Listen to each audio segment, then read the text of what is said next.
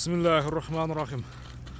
Assalamu alaikum, hurmatlı YouTube görүүчүлөр, жылкы сүйүүчүлөр.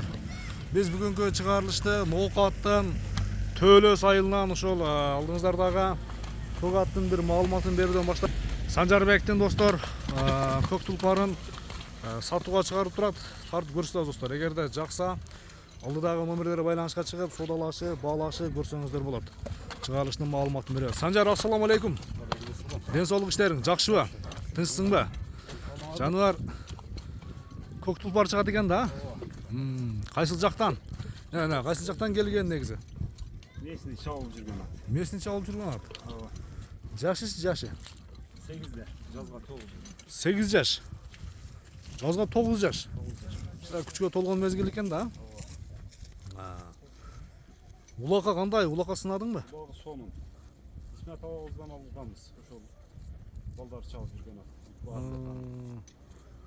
Жакшы. Бою канча чыгат? 55 катарабы да. 1.55, а? Ооба. Ден соолугунда айып жокпу? Да түз бастырып койчу чат аяктарын. Арка алдын бир көрүп коелу. Бери кайтарып коям. Болду. Ден соолугунда айып жок, а? Чабып көрөлү бир кыска. Санжар кой берчи. Жүгүрүшүң arkadaşlar. Кайтарып кой бери. Өтө курчак деген жаныбар. Азыр бунун баасын сурайбыз. Жакса келип көрүп содалашып балаша бересиздер. Болду Санжар, болду. Аса элдин ортосуна тартабыз. Бул алги бүгүн улак болгон жерде тартабыз. Вот. Ноокаттын Төлөс айылында болот. Баасын айтып коем, мына эл да угуп койсун. Баасы 200 миң. 200 миң.